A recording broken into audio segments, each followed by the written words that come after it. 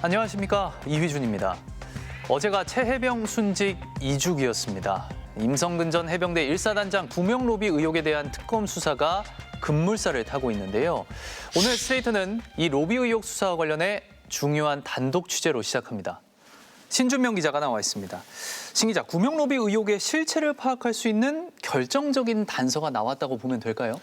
네, 그렇습니다. 이틀 전 임성근 전 사단장 구명 로비 의혹과 관련해 최해병 특검이 개신교계 원로이자 극동방송 이사장인 김장환 목사를 압수수색했는데요. 이 김장환 목사를 통해서 임 전 사단장 관련 로비가 대통령실 핵심 인사 그리고 친윤 핵심 의원 등에게 전달된 구체적인 정황을 취재했습니다. 이틀 전인 지난 18일 최해병 순직 특검 수사관들이 보수 개신교 원로인 김장환 목사가 이사장으로 있는 서울 극동방송을 전격 압수수색했습니다. 김 목사는 아시아인으론 두 번째로 세계 침례교 연맹 회장을 역임했고 대북 선교를 위한 기독교 방송국 극동방송을 50년 가까이 운영해왔습니다. 만 90살의 고령에도 불구하고 여전히 현역으로 왕성하게 활동하며 종교를 넘어 정치권에도 영향력이 큰 것으로 알려져 있습니다. 특검은 통화 내역을 분석해 김 목사가 우선 조태용 당시 대통령실 국가안보실장과 통화한 사실을 확인했습니다. 스트레이트 취재 결과 지난 2023년 7월 21일 김장환 목사는 조태용 당시 실장에게 전화를 걸었습니다. 최해병 순직 이틀 뒤 대통령이 경로했다는 7월 31일 회의 열흘 전이었습니다. 이때를 시작으로 김 목사와 조 전 실장의 통화는 여러 차례 계속된 것으로 확인됐습니다. 특검은 김 목사가 조태용 당시 실장에게 전화 걸기 전 일선부대 군종 목사들과 여러 차례 통화했던 사실도 확인했습니다. 임성근 당시 사단장이 최해병 순직 책임자로 지목돼 수사선상에 오르던 시점이었습니다. 특검은 김장환 목사가 군종 목사들로부터 부탁을 받고 개신교도였던 임 전 사단장 구명을 위해 조태용 당시 실장에게 전화했을 가능성이 높은 것으로 보고 있습니다. 그리고 윤 전 대통령 경로가 있었다는 7월 31일 김 목사는 친윤 핵심 국민의힘 이철규 의원에게도 전화를 걸어 통화한 것으로 드러났습니다. 특검은 또 이철규 의원과 통화한 7월 31일 김 목사가 윤 전 대통령과 각별한 친분을 유지해온 고석 변호사를 직접 만난 정황도 포착했습니다. 고 변호사는 윤 전 대통령과 사법연수원 동기입니다. 지난 2012년 국방부 고등군사법원장으로 전역할 때까지 군에서 20년을 복무했는데 장군 진급 때와 전역할 때 윤 전 대통령이 직접 찾아갈 정도로 막역한 관계로 알려졌습니다. 이종섭 전 장관의 육사 한기수 선배이자 박정훈 대령을 항명 혐의로 기소한 김동혁 국방부 검찰단장과도 돈독한 사이로 알려져 있습니다. 고 변호사 역시 이틀 전 특검의 압수수색 대상에 포함됐습니다. 김 목사와 임 전 사단장 사이 직접적인 만남과 통화도 있었습니다. 임 전 사단장은 최해병 순직 6일 전 김 목사가 해병대 1사단을 위문차 방문했고 순직 이후엔 자신에게 전화해 위로하고 기도를 해줬다고 밝혔습니다. 그러면서도 김 목사님께 구명 로비를 부탁한다는 것은 상상조차 못할 일이라고 했습니다. 대통령실 핵심 실장과 친윤 핵심 의원, 대통령과 막역한 친구까지 광범위하게 접촉한 김 목사는 윤 전 대통령과 각별한 인연을 맺어왔습니다. 12.3 비상계엄 선포 얼마 전 서울 신라호텔에서 열린 국가 조찬기도회. 윤 전 대통령을 비롯해 정관계 유력 인사들이 총출동했습니다. 12.3 계엄 당시 계엄사령관을 맡았던 박안수 전 육군참모총장 등 현역 군 장성들도 다수 참석했습니다. 설교자는 바로 김장환 목사. 윤 전 대통령 사진이 표지에 실린 잡지를 들고 보여줍니다. 여기 여러분들 다 대통령님을 위해서 기도 많이 하시는 줄 믿습니다. 국회를 위해서 기도해 주세요. 군대를 위해서 기도해 주세요. 윤 전 대통령은 지난 2021년 3월 검찰총장에서 사퇴한 직후 먼저 김 목사에게 전화를 걸어 처음 만났고 김 목사가 여러 차례 대통령실을 방문해 기도를 해주며 친분을 유지했습니다. 하나님 믿어야 돼. 여기밖에 없고 그동안에 그냥 외도 하다가 지금 다시 하나님 앞에 섰잖아. 여러 원로 목사들과 함께 윤 전 대통령에게 안수 기도도 해줬습니다. 하나님 아버지, 우리 윤석열 믿음의 가족 되기를 원합니다. 김건희 여사와의 만남도 이뤄졌습니다. 대선 직전 허위 경력 등 각종 의혹 제기로 난처해진 김 여사가 극동방송을 찾아 김장환 목사를 만났다는 한 언론의 보도. 김 여사는 정기적으로 만나 뵙고 좋은 말씀을 듣고 함께 기도한다며 많은 위로를 받아 스스로 돌아보는 계기가 되고 있다고 말했습니다. 특히 무속 논란까지 제기돼 있던 터라 김 목사와의 만남은 무속 이미지를 탈색시키는 동시에 윤 전 대통령의 개신교표 확장에도 도움이 됐을 거란 평가가 나왔습니다. 이렇게 윤 전 대통령 부부와 각별한 사이였기 때문에 특검은 김 목사의 부탁이었다면 윤 전 대통령 부부가 임성근 전 사단장의 구명 요청을 거절하기가 어려웠을 걸로 보고 있습니다. 김 목사의 전화를 받은 조태용 전 실장이 윤 전 대통령에게 통화 내용을 보고했을 거라는 게 특검의 판단입니다.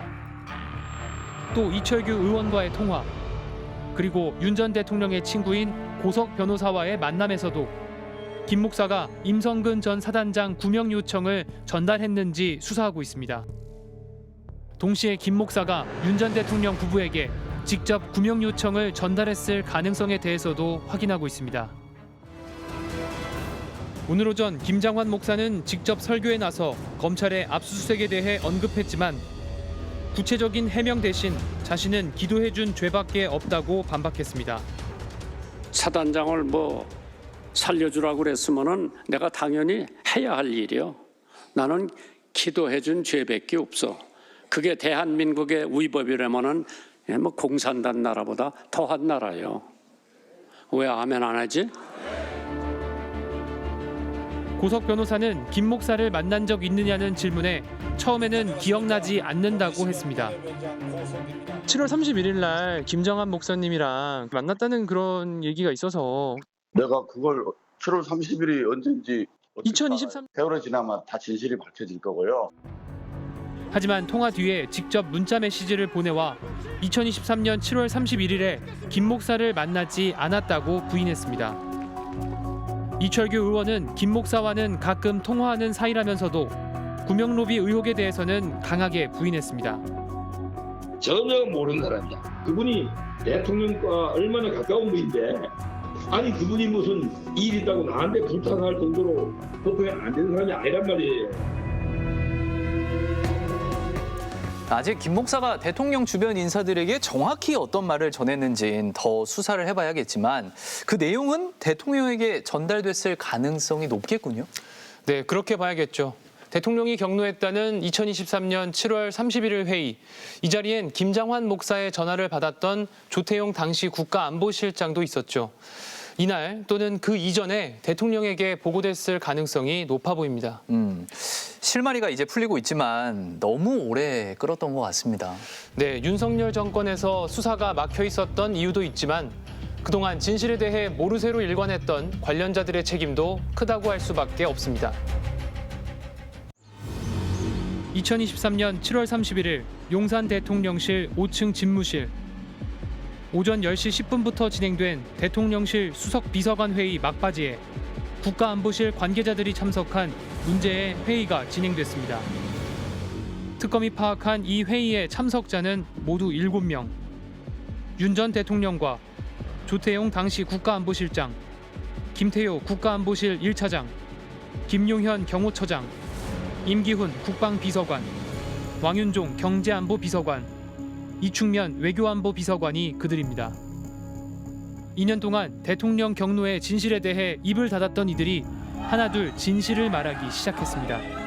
경로가 없었다는 얘기가 그거랍니까? 경로는 정말 없었습니다. 김태효 전 차장과 이충면, 왕윤종 전 비서관, 이들은 특검 조사에서 임기훈 당시 비서관이 최상병 순직 사건 수사 결과를 보고하자 윤 전 대통령이 크게 화를 냈다는 취지로 진술했습니다. 그동안의 입장과 달라진 겁니다. 저희 앞에서 화를 내신 적은 없습니다. 그러면 이런 일로 사단장 처벌하면 누가 사단장 할 수 있겠냐 류의 내용을 들은 적 있습니까? 저도 없고 그 주제에 대해서는 제가 아는 바가 없었습니다. 특검은 윤 전 대통령이 회의 막바지에 조 전 실장과 임 전 비서관만 남기고 다 나가라고 했다는 점도 확인했습니다. 그리고 이 세 사람의 대화 직후인 오전 11시 54분 특검은 대통령 집무실에 있던 전화, 즉 02-800-7070 번호로 이종섭 당시 국방부 장관에게 전화를 건 사람은 윤 전 대통령이 맞다고 잠정 결론 내렸습니다. 스트레이트는 이 800-7070 발신 전화를 받았던 이종섭 전 장관을 다시 찾아갔습니다. 하지만 이 전 장관은 끝까지 모르쇠로 일관했습니다. 이첩 보류를 지시하시기 전에 대통령실 전화 받으셨잖아요. 그 혹시 어떤 내용의 전화였는지 그건 이미 여러 차례 거기에 대한 입장을 밝혔기 때문에 그런 사람한테 어떤 내용이 좀 급한 일이 있어서 대통령실 전화는 누구의 전화를 받을까요? 그에 대한 입장은 분명히 여러 차례 밝혔기 때문에 그건 변함이 없습니다. 이거는 재판 종료. 그러다 경로설의 실체가 조금씩 보도되자 나흘 전 갑자기 언론 공지를 통해 대통령이 국방부 장관에게 전화해 지적과 함께 우려를 표명할 수 있다며 대통령으로서 지극히 정당한 행동이란 입장을 내놓았습니다. 사실상 800-7070 발신자는 윤 전 대통령이란 사실을 인정하면서 법적으로 전혀 문제될 게 없다는 논리를 펴는 것으로 해석됩니다. 결국은 지금 구속을 피하기 위해서 또 자기 보신주의로 가는 건 아닌가라는 착잡한 마음이 드는 거죠. 윤 전 대통령에게 수사를 보고하고 VIP의 경로를 직접 들은 것으로 알려진 임기훈 전 국방비서관. 최혜병 순직 4개월 뒤 별 하나를 더 달고 중장으로 진급해 현재 국방대 총장을 맡고 있습니다. 스트레이트는 임 총장에게 대통령의 경로에 대해 문의했지만 임 총장은 답변할 내용이 없다고만 전해왔습니다. 당시 대통령실 법률비서관 7월 31일 그날 이종섭 전 장관보다 10여 분 앞서 800-7070 번호로 걸려온 전화를 받았던 국민의힘 주진우 의원. 드려왔습니다. 그 2023년 7월 31일 날 02-800-7070 번호랑 44초간 통화하셨잖아요. 당시 누구와 어떤 내용으로 통화하셨던 건가요? 당시 기억 안 날 만큼 해당 번호와 자주 통화를 하셨던 건가요? 국정조사에서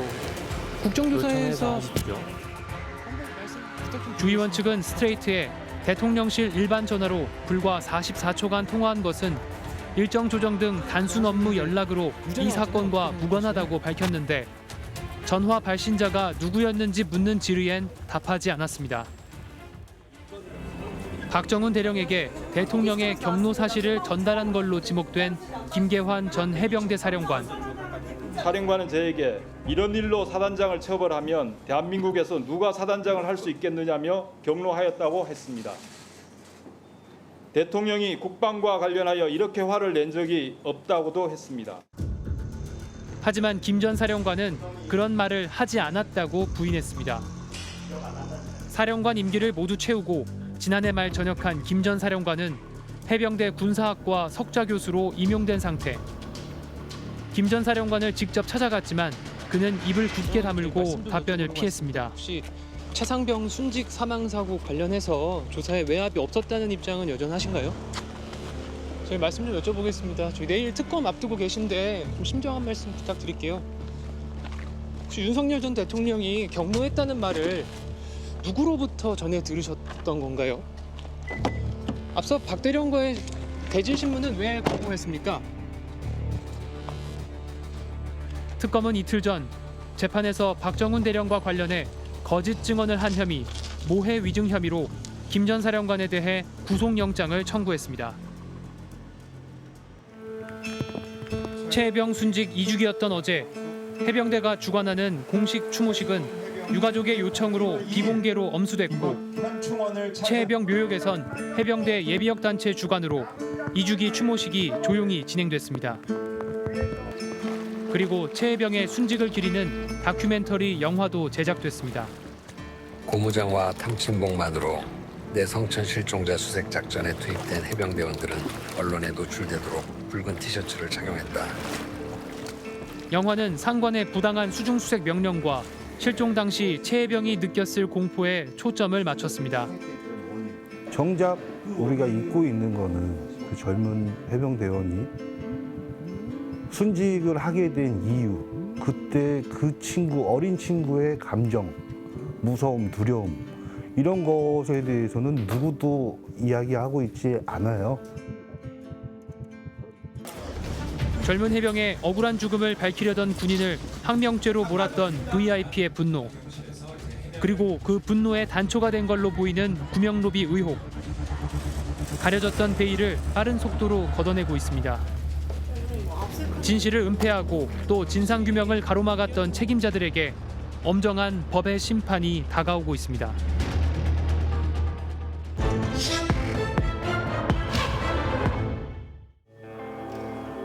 대통령 선거일이었던 지난달 3일 보안업체 직원 장모 씨가 CCTV 수리 요청을 받고 한 재활용 업체로 출동했습니다. CCTV가 설치된 곳은 지상 6m 높이. 그런데 장 씨가 작업을 위해 올라탄 것은 높은 곳 작업에 쓰이는 정식 장비가 아닌 이 업체에 있던 포클레인 버킷이었습니다. 위태롭게 작업을 이어가던 순간 버킷이 분리되면서 그대로 추락했습니다. 머리를 크게 다친 장 씨는 혼수 상태에 빠졌고 얼마 뒤 숨을 거뒀습니다. 거기 빨리 해달라니까 긴장해서 어쩔 수 없이 또 거기 또 누구 있으니까 살아시고 마침 그날 이제 대선 날이었고 또 다들 시험 보고 하니까 뭐 불만이 생기니까 봐. 석 달 전 서울 신림동의 한 오피스텔 기계식 주차장. 주차장 안에서 CCTV를 설치하던 58살 허정 씨가 8.5m 아래 주차장 바닥에서 숨진 채 발견됐습니다. 사고 당시 허 씨는 장 씨와 마찬가지로 ADT 캡스라고 적힌 작업복을 입고 있었습니다. 국내 최초의 보안 경비 업체로 50년 넘는 역사를 자랑하는 캡스.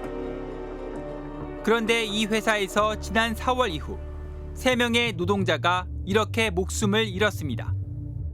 어처구니없잖아. 안녕을 책임지는 안전 보안 회사라고요. 안전 시스템을 팔아먹으면서 보안 안전 그 돈을 버는 회사 아닙니까?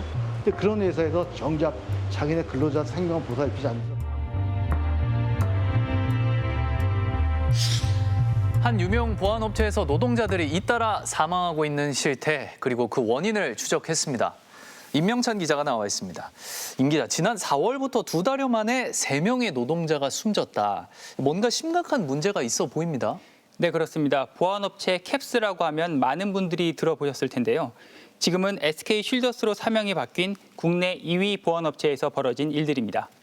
고객의 생명과 재산을 지켜준다는 회사에서 정작 직원들의 안전은 지키지 못하고 있는 셈인데요.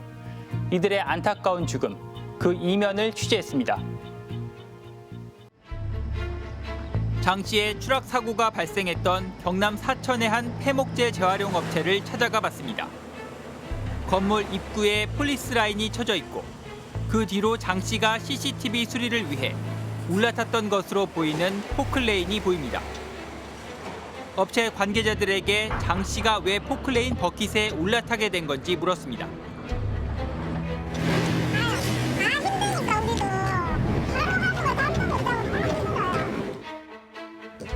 장 씨가 근무했던 SK 쉴더스 진주지사에서도 자세한 경위를 들을 수 없었습니다. 포크레인을 왜 타신 거예요? 원래는 굳이 타면 안 되는 거잖아요. 회사에다가 포크레인들도 여기서 그런 게 아닌데 현장에서 또 그런 일이 생긴 거예요. 스트레이트가 확보한 SK 쉴더스의 내부 작업 지침.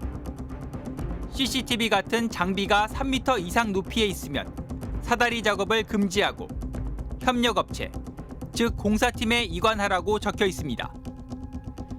장 씨가 작업했던 CCTV가 6m 높이였으니 지침에 따르면 공사팀에 넘겼어야 했습니다.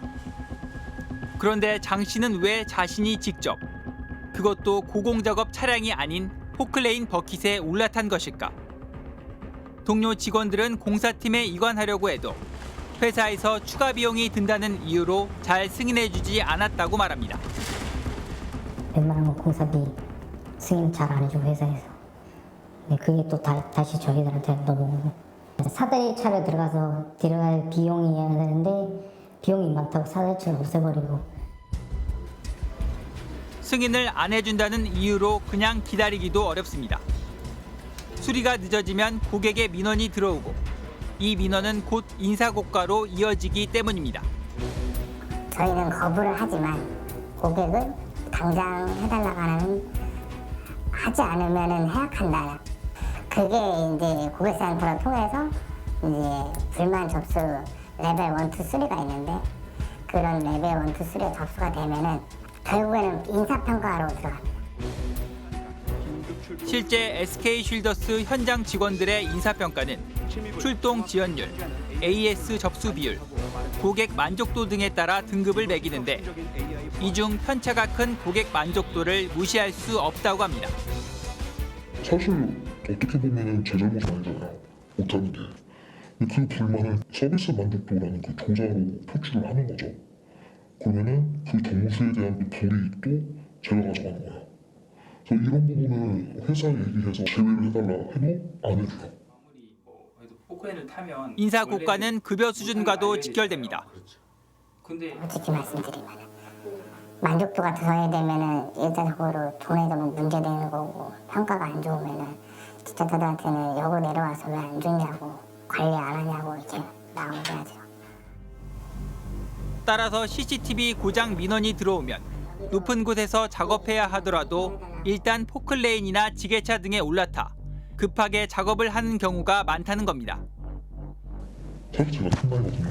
얼마 전에도 팀원 지원을 갔는데 지게차를 타야 되는 상황인 거예요. 그래서 팀원이 탄다고 했는데 그냥 제가 타자 했어요. 어쩔 수 없이. 현장 직원들이 고객 민원 해결을 위해 자신의 안전을 소홀히 할 수밖에 없는 구조인 셈입니다.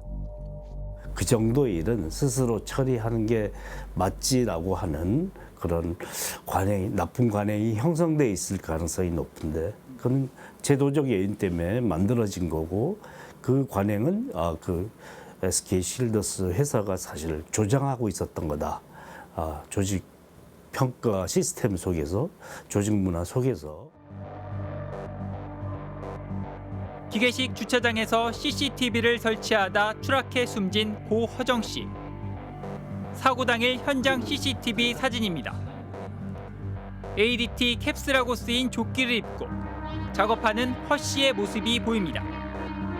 곧이어 기계식 주차장 안에서 작업을 이어갑니다. 14분 뒤, 한 여성이 차량 호출 버튼을 누릅니다. 작업자가 안에 들어가 있는 줄 모르고 차를 내리기 위해 기계를 작동시킨 겁니다.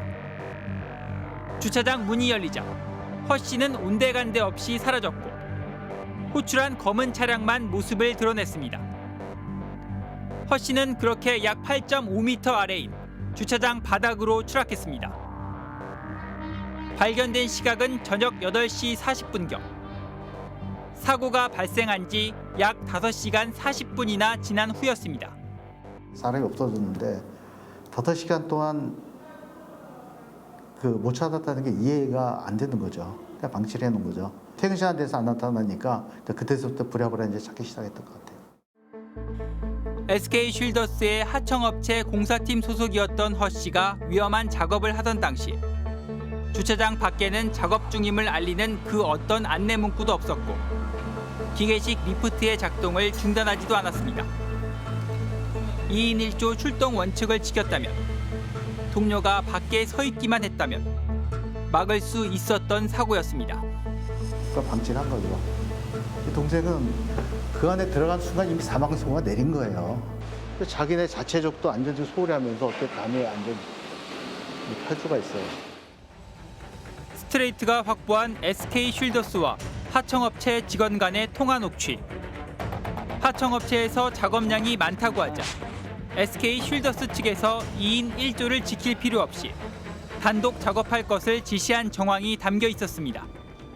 노라팀이 이거 다 어떻게 하냐 못한다 그랬는데 그러면 나눠서 가세요라고 했대. 그게 녹취 기록이 남아있어가지고 그 자재관리가 나눠서 가세요 이렇게 했는데 실제 SK 쉴더스 직원도 평소 하청업체 직원에게 직접 업무 지시를 해왔다고 말합니다. 허 씨가 속한 하청업체는 인력을 보내면서 수수료를 받는 사실상 인력 파견업체 역할일 뿐 모든 관리 감독은 SK 쉴더스 측이 직접 했다는 겁니다. 협력업체 그쪽으로 출근하는 날 아침에 이제 공사 리스트를 쭉 받고 자재 관리들이 넌 어디 가고 넌 어디 가라고 지정을 해주고 있습니다. 이에 대해 SK 쉴더스는 고 허정 씨의 사망에 깊은 애도의 뜻을 표한다면서도 하청업체 작업에 대해 지시하거나 개입한 사실이 없다고 알려왔습니다. 비용 절감을 위해 기본적인 안전수칙마저 외면하고 하청업체의 위험을 떠넘겼다는 의혹. 반드시 수사가 필요한 대목입니다. 전형적인 고용 회피죠. 경비 절감 자원이고 직접적으로 자기들이 고용해서 특히 위험 작업을 하다 보면은 거기에 대한 안전보건 비용이 많이 책정되기 때문에 실질적인 또 업무 지휘는 다 하고 책임만 협력업체에 전가하는. 그리고 지난달 6일 잦은 야근과 연장 근무로 업무 스트레스를 호소해왔던 40대 남자 직원이 뇌출혈로 쓰러져 숨졌습니다. 지난 4월 이후에만 3번째 죽음이었습니다. 이런 방식의 사업 운영은 용납될 수 없다라고 하는 시그널을 분명하게 보여줄 필요가 있고 그래서 안전보건 개선 계획, 안전보건 진단 명령, 특별 감독 이와 같은 부분들이 제대로 진행돼야 되고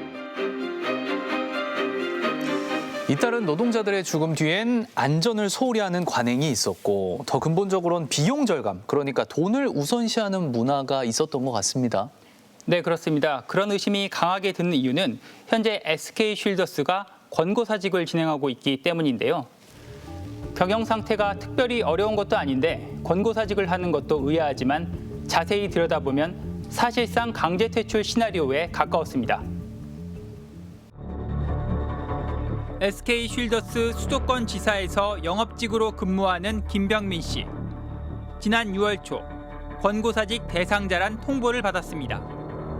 업무 실적 우수상 등 회사 표창만 8번을 받았고 영업 실적에 따른 인센티브도 매달 받았던 터라 권고사직 대상이란 게 이해할 수 없었습니다. 6개월을 위로금을 줄 테니까 나가야겠다 이렇게 말씀을 하셔서 제가 왜 권고사직 대상자로 선택이 됐습니까? 그랬더니 그 이유에 대해서는 나도 모른다. 회사에서 내려온 거다. 직군 가릴 것 없이 입사한 지 몇 년 안 된 30대 직원들에게도 권고사직 통보가 내려졌습니다.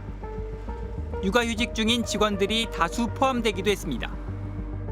저희 본부 내에서는 거의 한 10명을 대상자로 선정을 했다고 하면 한 8명은 육아휴직자로 선정을 해놨어요. 이렇게 권고사직이 시행된 이후 회사를 떠난 직원만 100여 명. 거절하고 남은 직원들에겐 역량 향상이란 이름의 교육이 진행됐습니다. 스트레이트는 교육 자료를 확보해 내용을 살펴봤습니다. 현재의 나 돌아보기, 변화가 일어나는 3단계 프로세스, 조직 심리학자 버크만의 관계 요소 등 업무 역량 향상과는 직접적인 관련이 없어 보이면서도 전문적이고 어려운 내용이었습니다. 게다가 마치 반성문을 쓰듯 교육을 받고 성찰한 점에 대해 매일 1000자씩 써서 제출해야 했고 특히 교육 마지막 날에는 7000자 분량의 서술 시험까지 봐야 했습니다. 너무 어렵더라고요. 보완하시는 분들이 그 직무와 무슨 관련이 있다고 저렇게 전문적인 영역을 왜 공부를 해야 되며 거기에 대해서 왜 또 시험을 쳐야 되고 그건 거의 사실상 직장 내 괴롭힘 정도의 수준에 해당될 수 있는 심각한 사안이다. 마치 짜여진 각본처럼 시험 결과는 대부분 낙제였습니다. 우리한테 실적을 줘도 달성을 해도 결국은 이제 탈락이에요, 탈락. 우리는 그게 답이 보이거든요. 교육도 전부 다 A, B, C, D라고 해놓고 전부 다 C부터 탈락이니까 다 C예요. 모든 사람들이. 사실상 강제 퇴출 프로그램이 아니냐는 비판에 대해 SK 쉴더스 측은 퇴직을 유도하거나 불이익을 전제로 한 것이 아니고 구조조정을 전제로 한 권고사직은 진행하고 있지 않다고 반박했습니다. 과연 그럴까? 스트레이트가 확보한 SK 쉴더스 내부 문건입니다. 프로젝트의 목적을 인력 정예화 방안 도출이라고 못 박았습니다. 전사 인력의 약 5%인 363명을 대상으로 하고 이 중 50%에 대해 리플레이스먼트, 즉 대체 가능성이 있다고 돼 있습니다. 권고사직 거부자에 대해서는 압박 교육을 실시하는 방식으로 1차, 2차, 3차 권고사직을 시행하고 끝까지 남아있는 직원은 징계한다고 명시돼 있습니다. 문건의 계획은 사실상 강제 퇴출 시나리오에 가깝다는 지적입니다. 정말 말 그대로 이제 퇴출 시나리오네요. 되게 보면은 퇴출 압박 차원에서 결국은 징계하는 경우가 많은데, 그리고 징계를 쌓아가지고 결국은 징계 해고까지 가는 거죠. 그랬을 때의 사유를 만드는 건 어렵지 않습니다. SK 쉴더스는 또 이 프로젝트의 우려 사항으로 노조와의 마찰을 꼽으면서 회사 내에 있는 세계 노동조합 위원장들의 성향 분석까지 꼼꼼하게 적어놨습니다. 노조의 성향을 분석한다는 게 아니라 그 노조 블랙리스트와 비슷하게 심각한 어떤 인권 침해 문제도 발생하고, 그다음에 부당 노동 행위에도 해당될 수 있고요. 예, 심각한 노사관계 법률 위반에 다 걸려들 수가 있을 것 같습니다. SK 쉴더스의 지난해 매출은 전년 대비 7% 성장해 2조 원을 넘어섰고 영업이익 역시 1,410억 원으로 3배가량 성장했습니다. 당기 순이익도 1,209억 원으로 흑자 전환하는 등 실적도 크게 상승했습니다. 경영 상태가 나쁜 것도 아니고 오히려 좋아지고 있는데도 왜 구조조정에 가까운 권고사직을 밀어붙일까? 지난 1971년 한국보안공사로 설립된 이후 업계에서 최상위의 자리를 지켜왔던 중견기업. 신고한다. 안전이 필요한 어느 곳이나 빠르고 든든하게 고객의 절대 안전을 지키도록 캡스 이정재 명 받았습니다.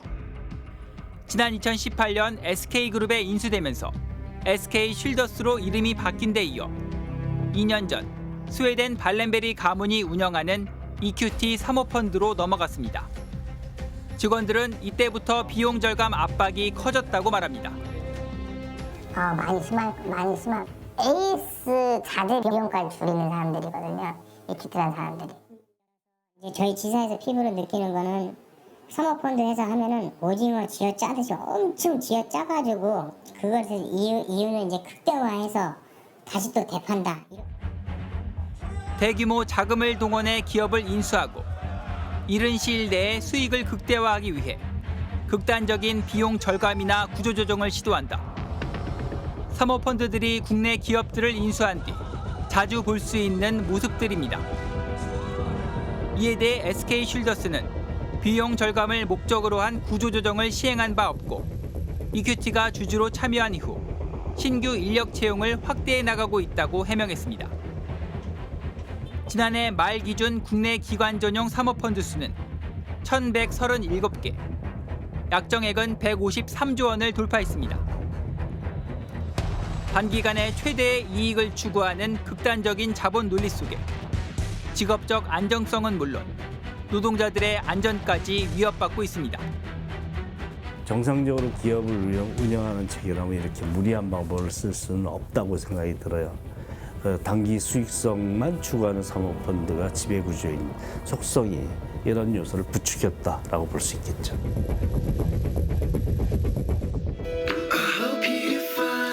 오늘 저는 여기서 마지막 인사를 드립니다. 약 2년 동안 여러분과 함께한 탐사의 여정은 저에게도 큰 울림이었습니다. 저는 잠시 숨을 고르지만 진실을 향한 스트레이트의 탐사는 멈추지 않을 것입니다. 탐사기획 스트레이트는 재정비를 거쳐 오는 8월 10일 새로운 모습으로 다시 찾아뵙겠습니다. 고생하셨습니다. 감사합니다. 고생하셨습니다. 고생하셨습니다. 네, 아유, 고생하셨습니다.